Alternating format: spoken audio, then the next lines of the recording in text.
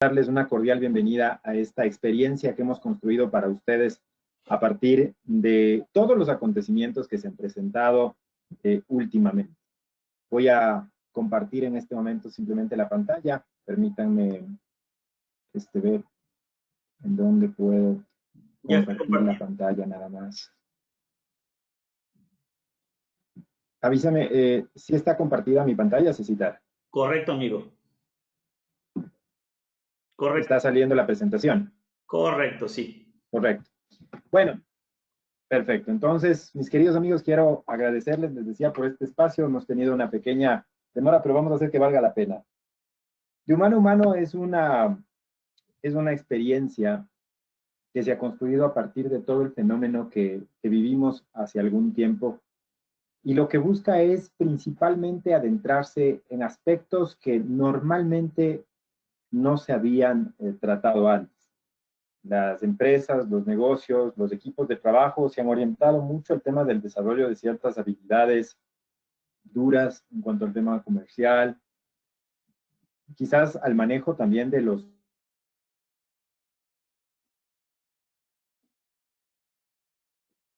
proyectos a partir de conceptos vinculados con el tema financiero. Sin embargo, ¿qué hay del tema de las emociones? Muchas veces cuando yo hablo con las personas y hacemos conversaciones, les pregunto dónde está Perú en un mapa y me lo pueden ubicar, dónde está Colombia en un mapa y lo pueden ubicar.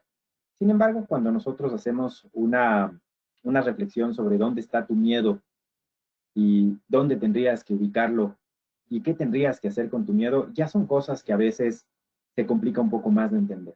Hay preguntas como ¿quién eres?, por ejemplo, que se ha demostrado que más del 80% de la población en el mundo suelen contestar con el nombre. Y lo que siempre les pregunto es, ¿tú escogiste tu nombre?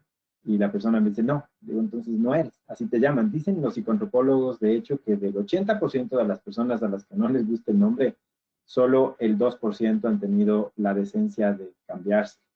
Es algo como, vamos a quedarnos así, ya ese nombre nos pusieron, así funcionamos y entonces eso nos entrega como una etiqueta social. Nuestra vida se ha configurado a partir de etiquetas sociales y evidentemente roles que nos ha dado la sociedad, que nos ha dado la familia. Y eso impide de una forma nítida el poder reconocer algunas de las capacidades naturales que tiene un ser humano. Hace aproximadamente 6, 7 semanas nosotros vivimos un fenómeno que todo el mundo lo vio, pero nadie supo que podía venir con la fuerza con la que vino. Muchas emociones se han destapado, muchos problemas a nivel de los distintos países. En Ecuador hemos tenido fenómenos de muchísima tristeza y dolor con cosas que sucedieron en una ciudad, pero que además fueron magnificadas por los medios de prensa. Y también tengo el criterio y el concepto permanente de mi hermana que está trabajando en Perú como gerente de PepsiCo y me comentaba también las situaciones que se fueron dando en Perú con todo esto. Somos culturas muy similares. Nos encanta el hecho también a veces de lo bizarro, el tema de las malas noticias, como están muy pegadas a la parte cultural nuestra. Sin embargo, adicional de eso, también tenemos un proceso de desinformación muy fuerte.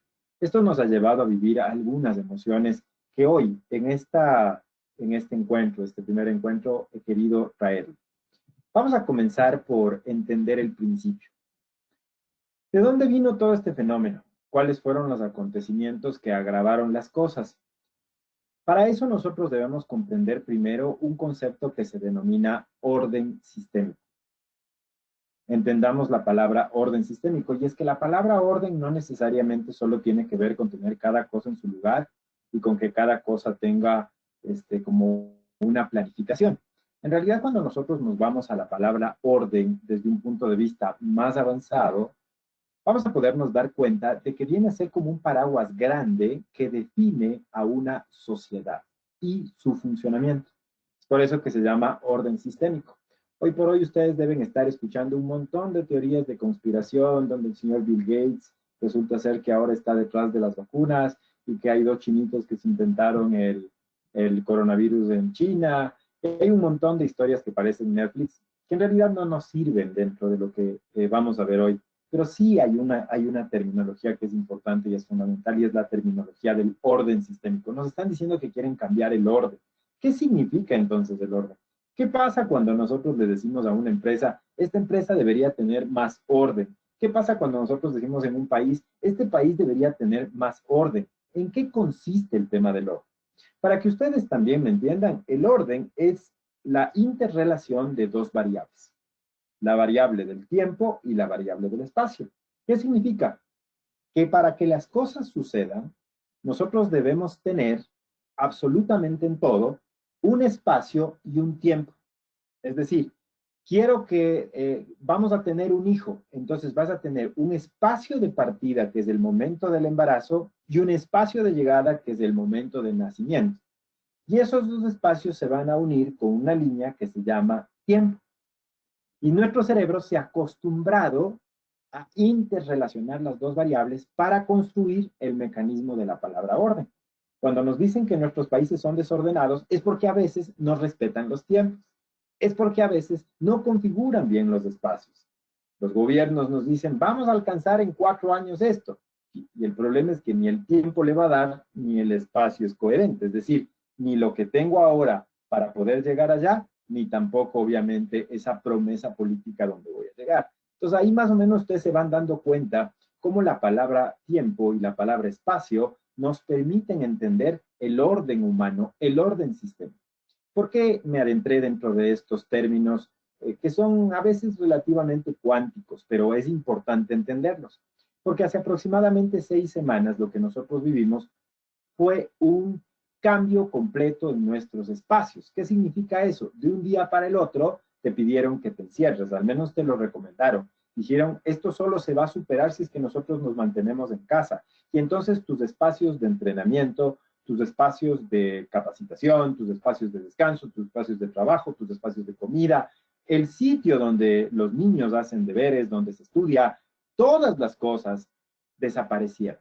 Es decir, el espacio se vio afectado contundentemente, brutalmente en algunas cosas, porque tu sala se convirtió en tu gimnasio, tu comedor se convirtió en el lugar y el centro de estudio, y ya no es tu casa, ya no es el sitio de descanso. Todo eso es lo que nosotros llamamos caos. Cuando una de las dos variables se ve afectada fuertemente, llamamos caos. ¿Qué quiere decir eso? Hay un nuevo orden en la forma de hacer las cosas. Y como nuestro cerebro no lo puede ver, se caotiza. ¿Qué es caotizar? Está tratando de entender lo que pasa a partir de movimientos emocionales. Y entonces, ¿sabes qué afectó eso también? Inmediatamente tuviste un punch, un golpe, ¿en qué? En el tiempo. Es decir, desconfiguraste tus tiempos, no sabes qué hora es, terminan las reuniones más tarde, te levantas más temprano, no sabes a qué horas comes. Y hay una cosa incluso más fuerte que pasaba hace unas 3 o 4 semanas, y es que no sabíamos en qué día estábamos. Mucha gente te decía, oye, hoy es miércoles, no, si es viernes. Ay, qué raro, no me doy cuenta. ¿Por qué? Ahora, poco a poco, si ustedes se dan cuenta, conforme nos hemos ido adentrando en el espacio de la cuarentena, como que el cerebro poco a poco se fue configurando y ya tiene un horario, ya se da cuenta que tiene hambre, ya sabe cuando es viernes. El otro día que hablábamos con el César me decía justamente eso, ya sé que es viernes ahora, como que ya nos hemos comenzado a reconfigurar un poquito. Sin embargo, todavía eso no quiere decir que tengamos un orden, porque todo el resto está convulsionado. ¿Qué pasa cuando el sistema se afecta? ¿Qué pasa cuando el orden se afecta? Comienzan a aparecer los movimientos emocionales. Principalmente hay una emoción que es la que gobierna absolutamente todo en este momento y es el miedo. Pero es interesante porque muchas veces ustedes deben hablar del miedo, deben saber qué es el miedo y todo, pero si yo pregunto en este momento, ¿qué significa el miedo? ¿De dónde viene el miedo? ¿Qué afecta en tu cerebro el miedo? ¿Y cómo manejar o gestionar tus miedos? Estoy casi seguro y convencido que la mayoría de ustedes no va a tener una respuesta viable para lo que les estoy preguntando. Sí, porque el miedo es algo con lo que nos han enseñado a vivir, pero jamás a gestionar. Entonces, para comenzar, voy a iniciar por contarte lo que es el miedo dentro de tu cerebro. Este diagrama, que parece ser complejo, en realidad es bastante fácil y muy didáctico para poder entender qué es lo que pasa en nuestro cerebro cuando aparece el miedo. Comencemos por entender que en nuestro entorno siempre las cosas se dan de forma uniforme. Es decir, cuando nosotros vivimos normalmente la cotidianidad, tenemos como las cosas dentro de un tiempo y un espacio en forma natural. Cuando una de las dos variables se ve afectada, nuestro cerebro capta esa información a través de lo que se llama un modelo de contraste. Es decir, hay un efecto contraste que nos permite darnos cuenta que ese fenómeno no corresponde a la realidad que estábamos viviendo. Cualquiera que fuera eso, puede ser un mensaje de texto, puede ser un timbre de voz de un cliente tuyo el momento que lo llamaste. Oye, es como raro el señor, algo le pasa, ¿ya? O quizás con tu pareja, quizás con tus hijos, quizás incluso contigo mismo, cuando dices, estoy con un dolor un poco extraño en este lado, quiere decir que algo cambió. Cuando algo cambia, nosotros tenemos unas antenitas de vinil que detectan la presencia del enemigo, que se encuentran en la parte primitiva de nuestro cerebro, principalmente en el tallo cerebral, donde está la corteza reticular, que es la que está encargada de la atención. Si tú me estás atendiendo en este momento, es que tu corteza reticular está encendida. Cuando nosotros vendemos a los clientes es súper importante mantener a la corteza reticular encendida, porque si no ya no te van a entender nada de ahí en adelante. Pero la corteza reticular manda una información a otras zonas como el hipotálamo, la amígdala cerebral derecha y también a la glándula pituitaria.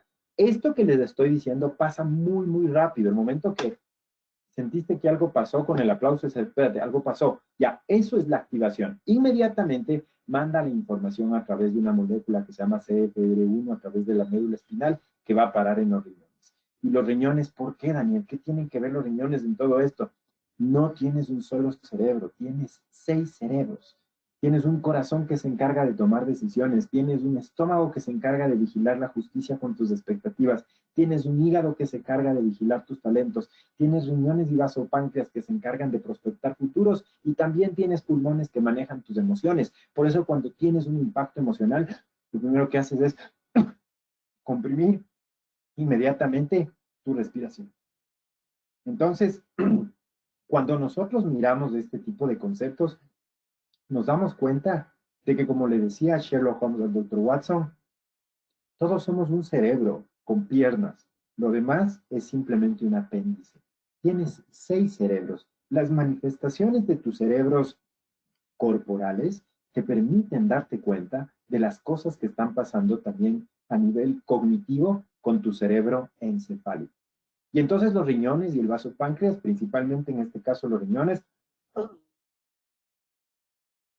tienen una función principal que es prospectar futuro, es decir, predecir las cosas que van a pasar. Es por eso que el cerebro manda la información a través de la molécula y le dice a los riñones, algo está pasando, por favor dime qué va a pasar. Se activan tus riñones, que también son los cerebros del estrés, e inmediatamente mandan la información hacia arriba. ¿A dónde? Mandan al hipocampo cerebral y le vuelve a decir, ok, si quieres que te dé datos de lo que va a pasar, búscame en los archivos. Y entonces se va inmediatamente tu cerebro encefálico a buscar en los archivos X, que se llaman activación de ganglios basales, y comienza a buscar información para poder, a través de esa integración de información, construir lo que sería un modelaje de un futuro que va a pasar.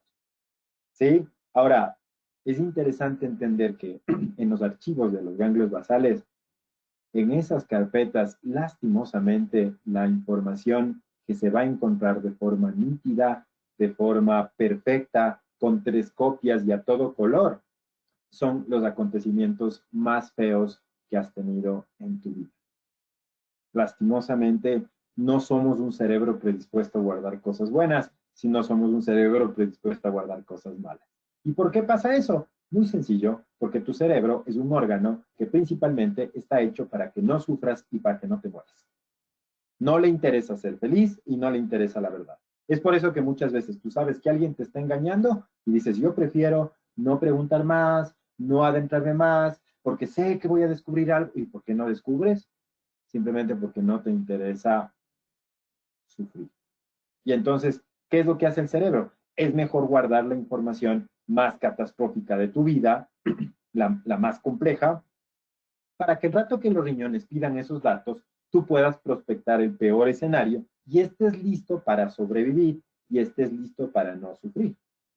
Y si no, pues simplemente para que ustedes recuerden esto, miren dónde estaban en los acontecimientos más difíciles. Si tuviste un accidente de tránsito, quizás si viste una noticia compleja, quizás algunos problemas políticos que se dieron en su momento en Ecuador, en Perú. Recuerda cuando se dio el tema quizás de Fujimori, cuando se dio el tema de Alan García. Hay cosas muy fuertes que afectaron nuestra vida, o quizás un temblor, quizás un sismo fuerte o una noticia muy grave como la noticia de las Torres Gemelas, si es que obviamente están dentro de esa franja etaria. A los americanos les preguntaron dónde estaban el 11 de septiembre del 2001 y la mayoría podía hasta ahora describir nítidamente dónde estaba porque sus ganglios basales guardan esa información nítidamente. Ahora, si te pregunto dónde estabas el 4 de mayo del año 2016, pues probablemente no te vas a acordar. Pero si recurro al ganglio basal a través de la impresión de la emoción del miedo, que suma cortisol, glutamato, adrenalina, noradrenalina, todo un implante de información en tu cerebro, te garantizo que va a ser mucho más fácil que te des cuenta dónde estabas, qué estabas haciendo, e incluso a veces me pueden responder con quién estaban. Es decir, esa información está guardada. Y entonces los riñones le dicen al cerebro, busca mi información y yo te prospecto futuro. Si ya nos entra información complicada, imagínate el futuro que van a generar tus riñones. Obviamente es un futuro terrible. Y eso es lo que nos pasó más o menos hace unas 6 semanas. Todo el mundo entró en pánico. ¿Esto para qué les explico? Les explico principalmente.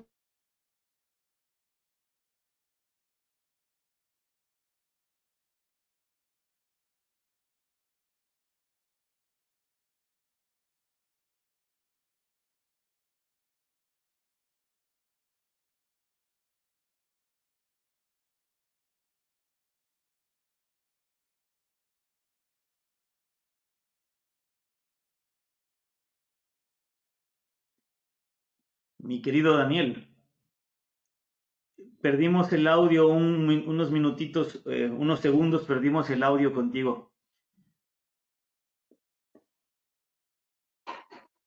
Exacto.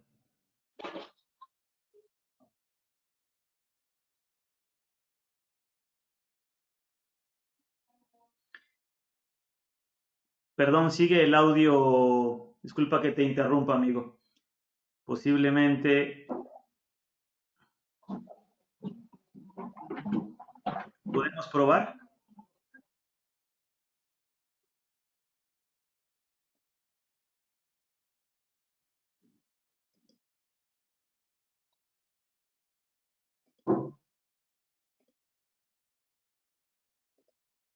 Ahora está bien. Ahora está bien ya. Ahora está bien. Ya, perfecto. Bueno, son gajes del oficio. No vamos a entrar en pánico, que el Así. cerebro se está poniendo estresado. Bueno, esto era para que justamente vean, estaba fabricado para que vean lo que el cerebro hace cuando se pone en un momento complejo. Entonces, básicamente lo que les decía, ¿cuál es el mensaje que les quiero dejar? Es que hoy existen muchas teorías que nos hablan de temas como vence tus miedos, enfrenta tus miedos, no debes tener miedo. Y eso es una grosería desde el punto de vista neurocognitivo, porque si eres un ser humano, vas a tener miedo. Es normal que tengas miedo. Ahora, es importante entender lo siguiente. Tener miedo está permitido, pero apropiarte del terror ya es una decisión personal. Son dos cosas muy distintas. El miedo entonces es un instinto neurofisiológico natural primitivo del cerebro. Está cargado como un sistema. Ahora, ¿qué tenemos que hacer con el miedo? Voy en este momento a preguntarle a Chespirito, para que vean lo que nos dice Chespirito que tenemos que hacer con el miedo. Voy a poner en este momento el video Cecita y por favor me avisa si es que se puede escuchar, ¿ya? Correcto, amigo. ¿Sí? Sí. ¿Qué piensa de los héroes como Superman, He-Man? No son héroes, no. Héroe el Chapulín Colorado. Y esto es serio. El heroísmo no consiste en carecer de miedo, sino en superarlo. Aquellos no tienen miedo. Batman, Superman son todopoderosos, no pueden tener miedo. Claro. El Chapulín Colorado se muere de miedo, es torpe, débil, tonto, etc. Y consciente de esas deficiencias, se enfrenta al problema, es un héroe. Y pierde. Otra característica de los héroes. Los héroes pierden muchas veces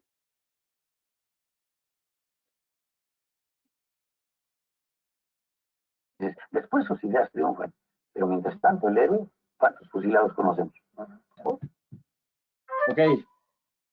¿Qué nos dice Chespirito justamente? A mí me encanta porque es un hombre que detrás de todo el trabajo que él hace, evidentemente existe un rigor de filosofía muy grande. Yo no sé si ustedes sabían que la construcción de los superhéroes tiene mucho que ver con la filosofía. Si ustedes revisan en la historia de muchos de ellos, hay grandes acontecimientos muy profundos. Batman perdió a sus padres con un asesinato frente a ellos. Superman fue de alguna forma abandonado por sus padres. Spider-Man también no tiene padres. Si ustedes se dan cuenta y estudian la historia de un superhéroe, se van a dar cuenta de que vienen de acontecimientos muy complejos que después les levantan. Ahora, lo que nos dice Chespirito en esto es importante en el sentido de entender que la realidad no tiene superhéroes basados en un superpoder. Los superhéroes en realidad tienen miedo y nosotros como seres humanos también tenemos miedo. Y entonces a lo que dice Chespirito, que es el tema de debemos hacer las cosas a pesar de que tenemos miedo, yo quiero agregarle algún concepto y vamos entrando en materia para que ustedes me comprendan lo que tenemos que hacer de aquí en adelante. La primera cosa es que tengo que conocerle a la emoción. Es decir, tengo que saber de dónde viene, tengo que saber cómo se produce y tengo que saber después cómo gestionarlo. El problema, como les decía al inicio, es que muy poco sabemos sobre nuestras emociones y van a descubrirlo a lo largo de lo que nos queda de charla. Es decir, no solo debemos superar las cosas que nos pasan, sino que antes debes conocerlas. Esto es más o menos como ir a correr una carrera de 100 metros planos. Entonces, si te dicen vas a correr con esos 4 tipos que están al lado tuyo, lo primero que hace cualquier equipo de fútbol, cualquier entrenador de carreras, es investigar quiénes son, saber cómo funcionan, saber qué récords tienen, saber cuáles son sus tiempos, saber cuál es su tipo de juego. Es decir, debemos conocer cómo funcionan y debemos entender primero nuestras emociones. Para eso quiero comenzar por el principio. ¿De dónde viene el miedo? ¿Cuál es el principal rigor del miedo? Y entonces te voy a pedir que me acompañes en esta breve historia que te voy a contar. Tú normalmente vives del otro lado, en el cerro del otro lado, en el monte del otro lado del puente. Todos los días regresas de casa aproximadamente a las 5 de la tarde, a veces con un sol despejado y otras veces con neblina, como es este momento. En este momento llegaste nuevamente y te das cuenta de que el puente está bien porque evidentemente está todavía colgado de ambos lados. Sin embargo, hay un acontecimiento, hay un episodio especial el día de hoy. Y es que del otro lado solo vive tu madre y tu madre no puede caminar. Y estás tú que cruzas siempre el puente. Pero hoy te encontraste en la mitad del puente con una persona que te está mirando, que no se mueve. Es una silueta que no se puede definir bien de quién es, pero que está parada en la mitad del puente. Esa sensación que tienes en este momento se le llama incertidumbre. Entendamos que la incertidumbre por sí no es una emoción. Mucha gente comienza pensando que la incertidumbre es una emoción y eso es falso. Es un estado mental. Se le llaman sensaciones. La concepción o la percepción de conceptos a partir de tus sentidos. Algo está pasando. Esa activación que sucede ahí, a eso se le llama incertidumbre. Muchas personas hace 6 semanas pasaron por eso y les puedo contar que en este momento, ya que estamos cerca a comenzar a salir nuevamente, de seguro está apareciendo nuevamente en ustedes y en su familia la palabra incertidumbre. Y es que no sé qué va a pasar con el mercado, y es que no sé qué va a decir el gobierno, y es que no sé cómo vamos a salir de esto, y es que no sé si voy a vender, y entonces aparece la incertidumbre. Por eso es tan importante en este momento comprender la palabra. ¿Qué significa incertidumbre? ¿De dónde viene la palabra incertidumbre? Mucha gente piensa que es simplemente no saber algo y no es así. La palabra incertidumbre tiene consigo insertas 3 palabras, la palabra incierto, la palabra certeza y la palabra costumbre. ¿Qué significa cada una de ellas? Parece que sabríamos decir incierto es no saber, certeza es saber y costumbre pues las costumbres de la gente. No, quiero que se den cuenta de lo potente que es la palabra incertidumbre y por qué nos entrega el rigor emocional que tiene cuando aparece en nuestro cerebro. ¿Qué significa la palabra costumbre? La palabra costumbre tiene que ver con todas esas actividades que haces de forma automática. ¿En qué? En el tiempo y en el espacio. Lo que te acostumbraste a hacer, la forma como configuraste tu vida, eso se llama costumbre. ¿Por qué es tan importante entender la palabra costumbre? Porque quiero que me entiendan, desde el rigor físico, mental y desde el rigor clínico, existen algunas definiciones de la palabra vida. ¿Qué significa morir? Desde el punto de vista teológico, que tu alma sale de tu cuerpo. Desde el punto de vista médico, que tus órganos ya no impactan, ya no tienen signos vitales. Quiere decir que perdiste la energía vital. Pero ¿saben lo que significa la muerte desde el punto de vista psicológico? La muerte desde el punto de vista psicológico significa que algo atenta contra la forma como vives. Eso quiere decir que aunque no estés en peligro de perder tu vida física o tu vida espiritual, tu vida se configura desde el punto de vista mental a partir de la palabra costumbre. Eso quiere decir que las cosas que has hecho en tu vida, en los tiempos y en los espacios, también significan tu vida y el significado que esas cosas le han dado en relación con la gente que te rodea. Voy a darte un ejemplo de esto. Todos los sábados acostumbro ir al barcito, al bar de un amigo y tocar en un grupo. Ok, esa costumbre, esa actividad repetida, ¿no es cierto? Ese hábito repetido también te entrega un significado y es que eres el músico del bar. Entonces, las cosas que haces en tu vida te entregan significados y eso se llama vida desde el punto de vista psicológico. Es por eso que la costumbre es sinónimo de vida. No es tan superficial hablar de la costumbre. Por eso es que a la gente le cuesta salir de sus zonas de confort. Por eso es que a tus clientes les cuesta el hecho de tener que invertir en ciertas cosas. Porque de alguna forma su cerebro está percibiendo que eso pone en riesgo algo que acostumbra a hacer o los recursos que utiliza para hacer eso. Por eso es importantísimo entender la palabra costumbre, porque si algo atenta contra tu forma de vivir, es como que inconscientemente está atentando contra tu vida. Por eso a un peladito de 14 años uno le llama y le dice, ya, tiende tu cama, o arregla tu cuarto. Y sabes que dice el pelado, déjame, es mi vida. Sí, pero ¿por qué me sacas toda tu vida? Solo te estoy diciendo que arregles el cuarto, porque resulta ser que lo que haces y lo que no haces, en realidad es una forma de configurar tu vida. Y entonces le sumamos la palabra certeza. ¿Qué significa la palabra certeza? Los resultados que obtienes a partir de las cosas que haces. Certidumbre significa, hago estas cosas y estas cosas me entregan estos resultados. Eso se llama certidumbre. Quiere decir, la forma de vida también orientada a tus resultados, a tus logros y a tus propósitos, a las cosas que quieres hacer en tu vida. Ahora, te paras un día justo en este puente colgante y en la mitad aparece una persona. ¿Qué va a pasar? Automáticamente la palabra certeza se cae del panorama y aparece la palabra incierto al lado. Y entonces ya no hay nada certeza, ya no existe una certeza, en el sentido de que ya no sé si voy a alcanzar mis resultados, ya no sé si voy a alcanzar mis objetivos, ya no sé si... Y aparte, ese tema de descontextualización, por lo que no sabes, está impactando en tu forma de vivir, es decir, puede poner en riesgo tu vida. Lo incierto pone en riesgo tu vida. ¿Se dan cuenta de lo potente que es la palabra incertidumbre? Por eso no solamente que es algo que no sé, no, porque la incertidumbre es el principal detonante del miedo. En este momento, mi querido Cecitar, voy a hacer un ejercicio para que los que quieran abran micrófono. Les voy a mostrar unas 3 imágenes nada más. Y si quieren, abren un ratito el micrófono y me dicen qué nomás pueden ver en esa imagen. Vamos con unos juegos mentales rápidos a ver cómo les va. Ahí está la primera imagen. Me encantaría que me digan qué pueden ver ahí. 3 Pac-Man. 3 Pac-Man. 3 Pac-Man, dicen. Perfecto. ¿Qué más?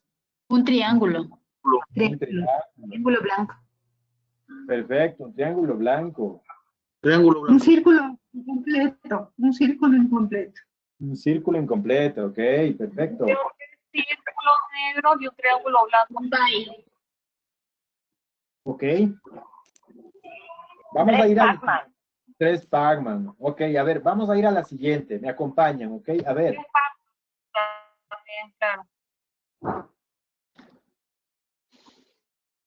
Una piñata. Una circunferencia con picos. Un Coronavirus. coronavirus. Uno con conos. El coronavirus, dice, ¿no es cierto?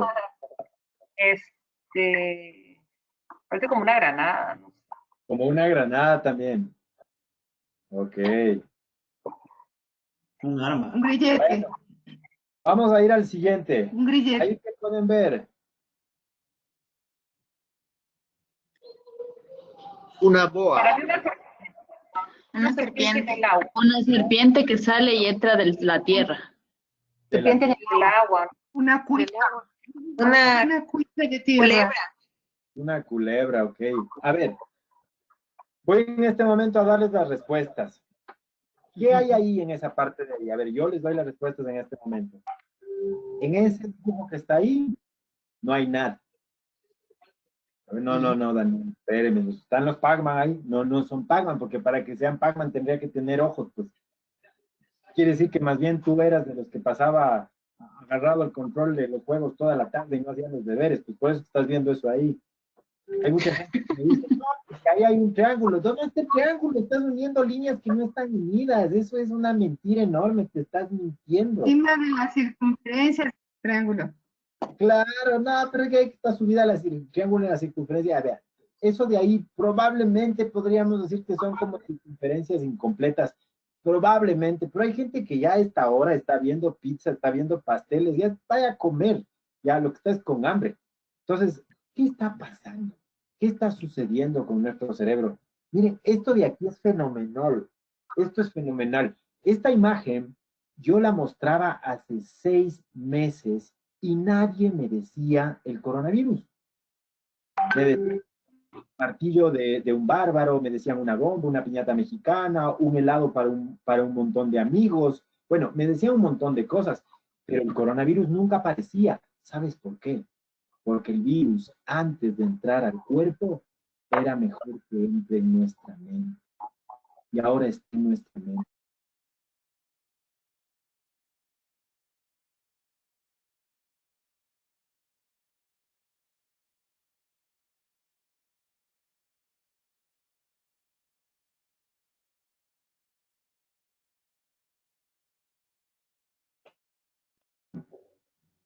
Ahí estamos con sonido, porque me silenciaron por un ratito y dije, creo que estoy hablando barbaridad. Bueno, entonces, es interesante esto porque cuando nosotros vemos esta imagen, nos damos cuenta de que esa información sí está habitando en tu mente. Por eso me encanta cuando Sherlock Holmes le dice al Dr. Watson en el 221B de Baker Street, se acerca y le dice, Watson, ¿usted cree que los elefantes rosados con puntos grises existen? Y Dr. Watson le queda viendo y le dice, Sherlock, yo creo que no. Dijo, ok, Watson, ¿usted pudo ver el elefante rosado con puntos grises? Dice, sí, entonces para usted no existe.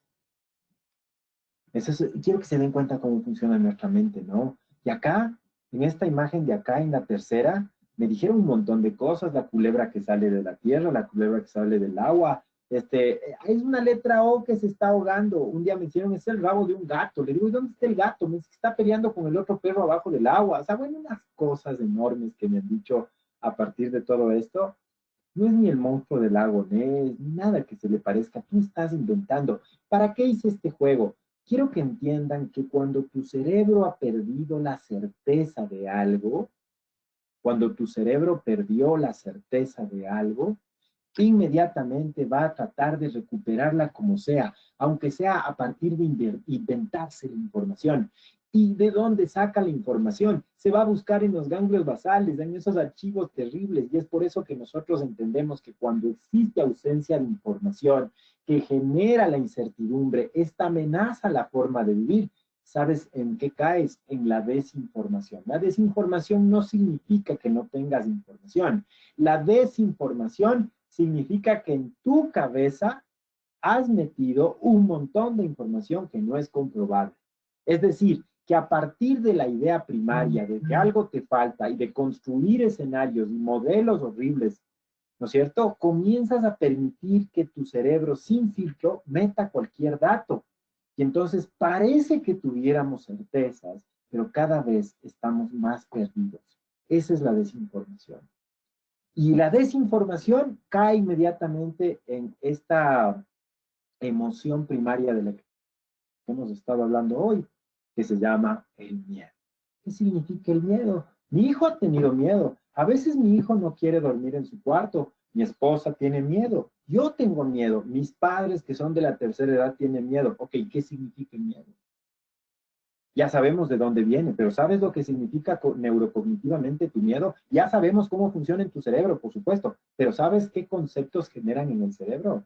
Miren, para que ustedes me entiendan, cuando ustedes ven que allá afuera sucedió algo complicado, ¿no es cierto? Nuestro cerebro le pone atención. Ah, chévere, Daniel, y ahí ya tengo miedo. No, todavía no tienes miedo. ¿Sabes qué haces después de eso?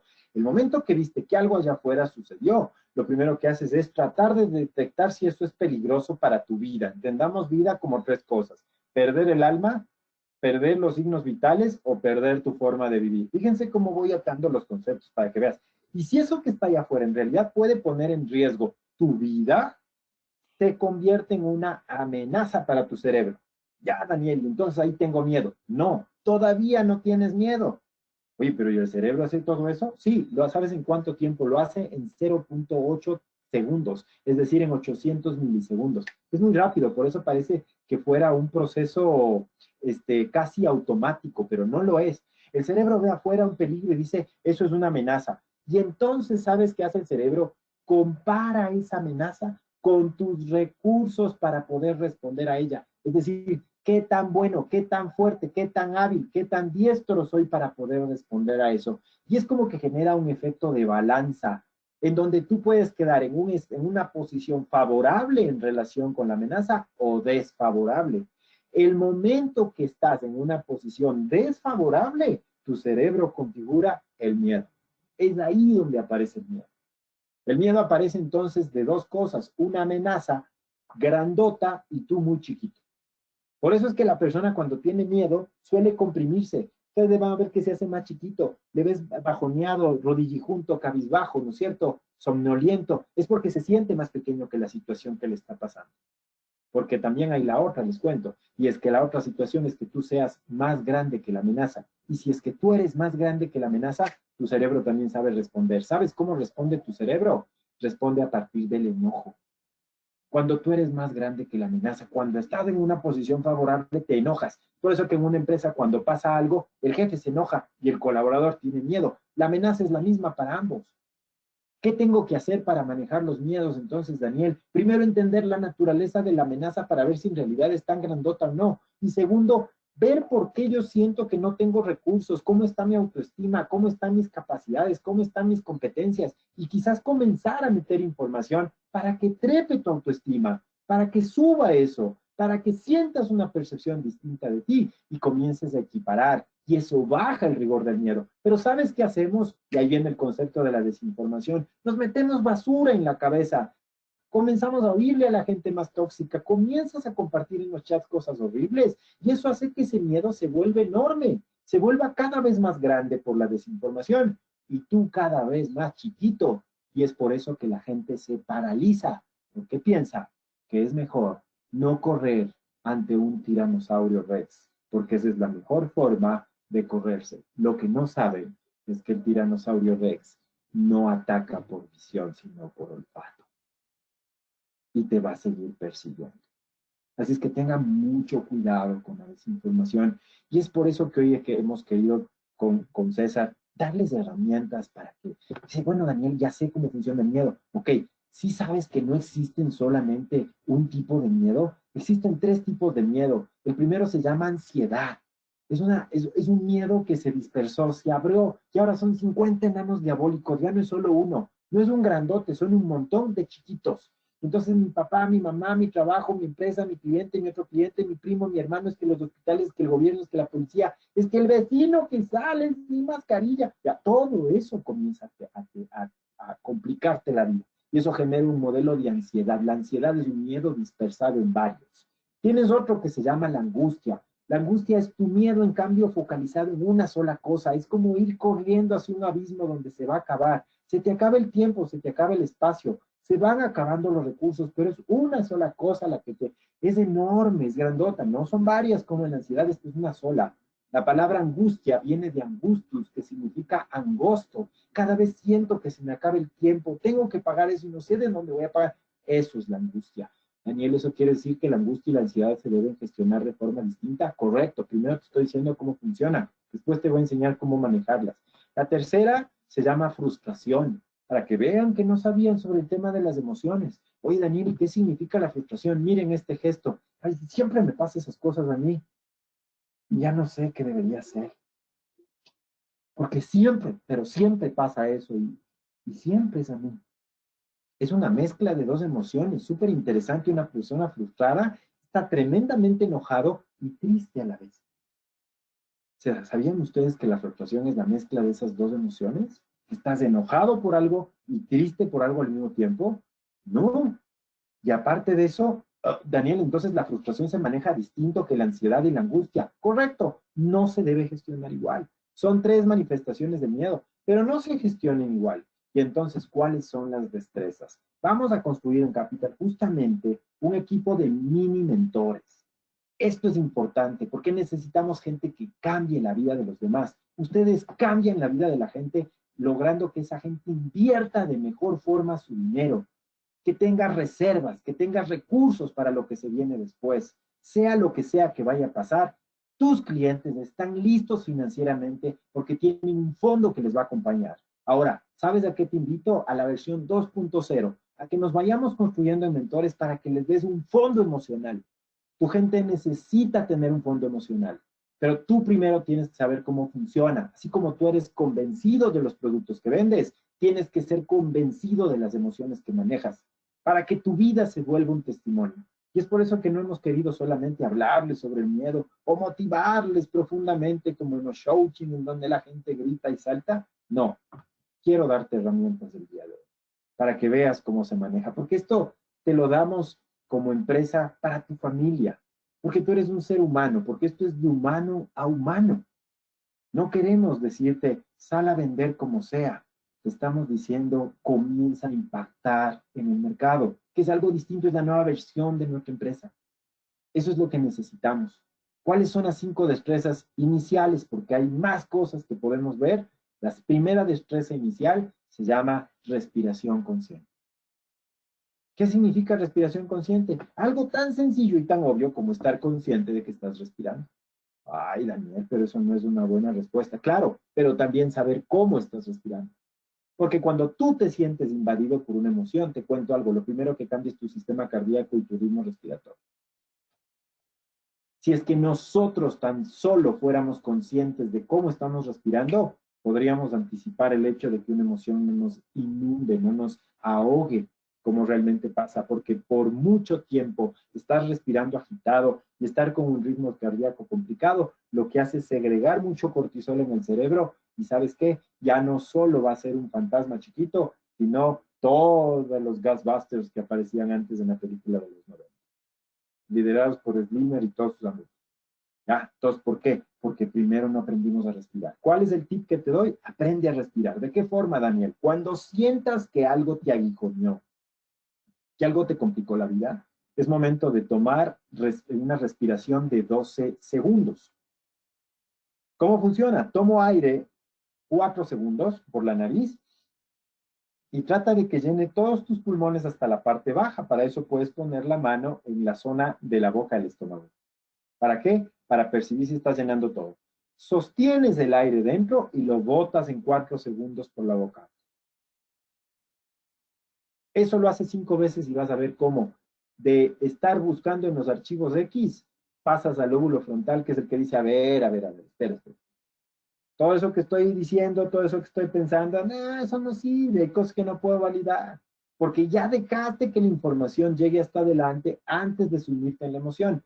¿Qué logra eso? La cantidad de oxígeno y el tiempo, es decir, modificamos el espacio de procesamiento en el cerebro a partir del tiempo. ¿Se dan cuenta cómo funciona el orden? Pero esa no es la única. La otra que te quiero llevar es a este concepto de fe. Muchas veces me dice, ya nos va a hablar de Dios, es que el tema de la religión, no. La fe no es eso, nos han vendido un modelo obsoleto, caduco, lleno de rituales que no nos sirven en este momento porque la gente está tan angustiada si es que va a misa todo el tiempo, si está yendo a la iglesia todo el tiempo, porque nunca construyó la fe. La fe son las siglas de fortaleza espiritual. Y como fortaleza no se construye de un momento al otro. No es algo que va a aparecer, no es que me arrodillo y ya está, no es que creo en Dios y ya está. No, esto es como encerar y pulir, Daniel San. Son todos los días. ¿Saben cómo se construye la fe? Primero tienes que estudiar, esto es como aprender a conducir. Primero tuviste que ver cómo funciona el auto. Nadie te subió en un vehículo antes de que no sepas por lo menos las señales de tránsito. Y eso lo hiciste en un pupitre. Primero tienes que estudiar un poco. Después llevarlo a la sabiduría, que es aplicar. Entonces ahí saliste con alguien más que te iba diciendo, a ver, frene aquí. Ojalá no haya sido tu papá nomás, porque el papá normalmente pega un golpe en la cabeza cuando uno se equivoca. Aparte que está estresadísimo. Pero tuviste una guía. Y después de eso, ¿qué pasa? Cuando tengo el conocimiento y tengo la sabiduría, aprendas a entender cada fenómeno de fuera y aplicas tus recursos. La fe funciona igual. Quiero que me entiendan que si ustedes no tienen un ritual, un espacio de intimidad con Dios, todos los días, por lo menos de 10 minutos, esto no se forma. Es como querer salir mañana, ir al gimnasio, usar las máquinas 30 minutos y pensar que ya estás fitness. Esto es exactamente igual. Un espacio íntimo, un espacio hermoso, como los tabernáculos de Éxodo, donde Dios pedía hasta con medidas cómo quieren que se acerquen a Él, y cuando muchas veces le dice a Moisés, sácate los zapatos porque esta es tierra santa, significa es un espacio para mí. Es lo que más, esto que estamos viviendo es para gente muy fuerte, verán. Hace 6 semanas me quedé sin clientes, yo hoy estoy trabajando con ustedes en Perú gracias a la bondad de César, de Fernando, de Ricardo y de todos los líderes de ustedes, pero antes de eso yo me moví porque sé que Dios tiene cosas buenas para mí, pero eso se ha construido en 10, 12 años. Yo hasta tuve que fallecer, mis queridos amigos, para entender la fuerza y la bendición que Dios tiene en la vida. Hay que levantarse. En este momento hay que dejarse de cosas, de que la religión, de que es... No, estos son cosas más grandes que nosotros y necesitamos salir a partir de fuerzas espirituales. La fe es el otro lado del miedo. Mucha gente se permite tener miedo. ¿Qué significa el miedo? Que sabe, pensar que te va a pasar algo aunque nada compruebe si sea. ¿Y qué significa la fe? Pensar que te van a pasar cosas buenas, aunque quizás si no sabes de las promesas no hayan pruebas de que así sea. Pero sí hay pruebas de que te puedan pasar cosas buenas. Sin embargo, la gente se permite tener miedo y no fe, cuando son cosas casi iguales. Solo que en el uno esperas lo mejor y en el otro esperas lo peor. Porque la fe, no, es que eso es para esos que andan, no. La fe es para gente fuerte. No en vano, y con esto cierro esta parte de la fe, nos dice que un discípulo se encuentra con el maestro, dice, maestro, tuve un sueño, vi 2 lobos, un lobo blanco y un lobo negro, se enfrentaban, iban a pelear. Maestro, ¿qué significa? Le dijo, lo primero que te diré es que vas a enfrentar un acontecimiento complejo en tu vida. Y el lobo blanco y el lobo negro, maestro, ¿por qué aparecieron? Porque el lobo negro son tus miedos y el lobo blanco es tu fe. ¿Y eso de qué me sirve, maestro? Para que sepas que el que va a ganar es al que más hayas alimentado. Así funciona esto. Así es que nunca es tarde para comenzar. Es importante que si es que realmente quieres impactar en tus clientes, te vean como una persona de fe. Y si te llegas y te sientes estar allá, y no, si estamos todos jodidos, tranquilo, tu cliente va a terminar llorando los dos y con mascarilla puesta, o frente a una pantalla sin vender nada. No funciona así. La gente hoy no va a comprar productos, va a comprar esperanza. Tengan mucha confianza en eso. Sé por qué les digo. La tercera herramienta es utilizar implementos emocionales. Nos han dicho las empresas, los entes gubernamentales, que es mejor utilizar lentes para que no te toques los ojos, el virus no entre a través de los ojos, y que sales a trotar en San Isidro, toda la gente que trota delante tuyo no te bote todo el sudor y te caiga en los ojos. Perfecto, que el virus no entre por los ojos. Nos han dicho que no puede entrar por la boca, porque si te tapas la cara, si te tapas la nariz, te vas a infectar y todo eso, y que por eso es mejor que pongas mascarilla y entres hablando así, porque ahora todo el mundo se lo escucha siempre así, hasta cuando lo llamas por teléfono y está dentro de su propia casa y está puesta la mascarilla, ¿ya? Y también a usar guantes, porque dice que no, es que le pasa que puedo topar, y ahora todo el mundo anda con los mismos guantes desde hace 2 meses, entonces no sé, yo en todo caso no sé cómo funciona eso, en todo caso hay que guardar ciertas medidas de seguridad, pero lo que quiero decirte hoy es que debes tener implementos emocionales. ¿Qué son los implementos emocionales? Vamos a usar lentes. Deja de ver cosas horribles, no nos sirve, esa información no te sirve. Mucha gente es que yo quiero ver la información real. No, básate en lo oficial, que es la única que te sirve, porque el otro nunca vas a tener. ¿Ya? O sea, eso de las teorías de conspiración y todas esas cosas, no sirve. No te pongas ni te metas información por los ojos, que eso no te sirve. Te va a infectar, así como viste hace un momento el COVID. Ahí en esa gráfica, eso es lo que va a seguir pasando y cada vez con más intensidad. La principal enfermedad en nosotros es mental. Créame que el miedo ha hecho mucho más que el coronavirus y las autoridades lo saben. Después de eso viene, ¿qué cosa? Los guantes. No toques temas difíciles. No muerte, no estadísticas, no petróleo, no nada. Es mejor mantenernos en lo que realmente podemos manejar.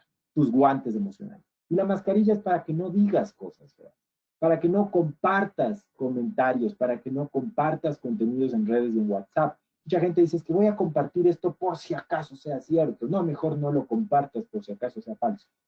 Porque créanme que eso es lo que ha generado la mayor pandemia que tenemos hoy, que se llama infodemia. Y tomen conciencia, poco a poco vamos terminando ya, de esta herramienta. Les va a encantar. Se llama papel y pluma. ¿Qué significa esto, Daniel? Significa que te estoy invitando a que cuando tengas un acontecimiento, todos somos seres humanos, puedes tener miedo, puedes sentirte angustiado, puedes sentirte ansioso, puedes sentirte frustrado, es normal, ¿no? Es que después de esta charla ya no vas a sentir las emociones, no, porque eres un ser humano y por ahí comencé. Entonces, ¿qué debo hacer cuando siento las emociones? Respiro, tengo fe, pero tengo que ayudarle a mi cerebro también. ¿Cómo le ayuda a mi cerebro? Tomo un papel y un lápiz, ¿no es cierto? ¿No es cierto? Tomo un papel y un lápiz y entonces lo pongo y comienzo a escribir lo que siento, bajo las siguientes instrucciones que te voy a dar. ¿Por qué tengo que escribir, Daniel? Porque cuando yo le obligo a mi cerebro a que escriba, le obligo a que baje la velocidad. Eso quiere decir que estás yendo un auto a toda velocidad, ¿no es cierto? Eso es la mente, va 800 a 1000 veces más rápido de lo que puedes hablar.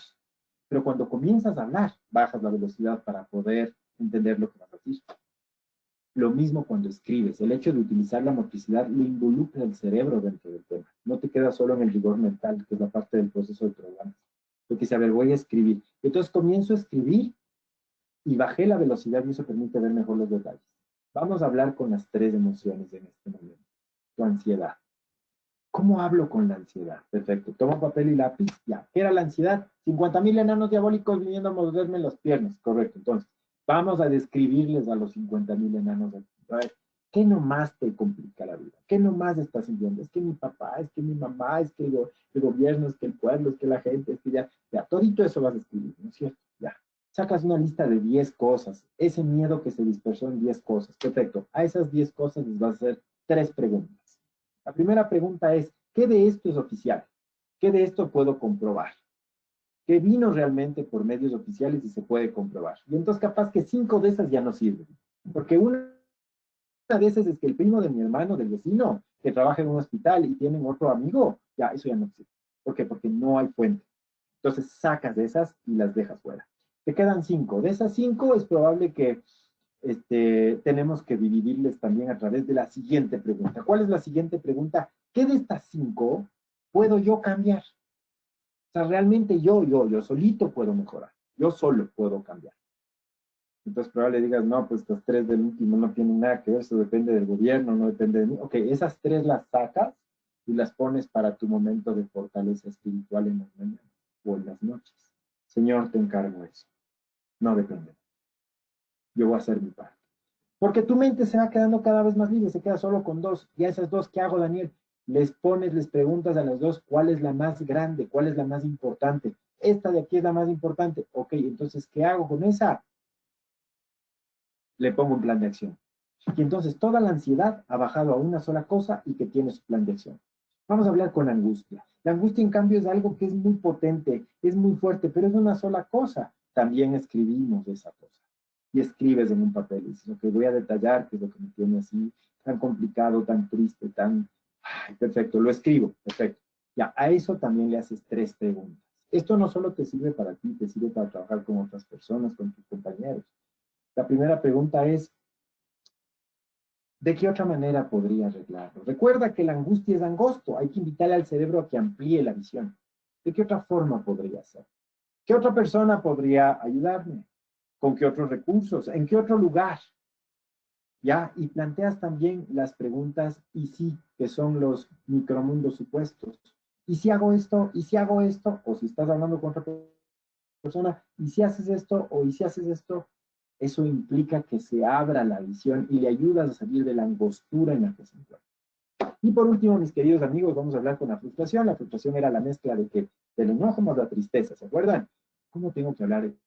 Entonces, ¿qué tengo que hacer, Daniel? Escribir, le preguntas a tu enojo, oye, ¿qué me enoja? ¿Con quién me enojé? Puede ser contigo mismo, pero anote. Ya, entonces saco y digo, ya, perfecto, ya sé lo que me enojó y con quién estoy enojado. Perfecto, ahora vamos a hablar con la tristeza. ¿Qué perdí? ¿Qué no logré? ¿Qué me tiene triste? Y entonces escribo. Perfecto. Una vez que esto esté escrito, vamos a curarlo. ¿Saben cómo se cura? El enojo se cura a través del perdón. Suéltalo. Hay una cosa que se llaman disculpas. Las disculpas es un ejercicio de dos personas. Significa que alguien se arrepiente y yo te quito la culpa, te disculpo.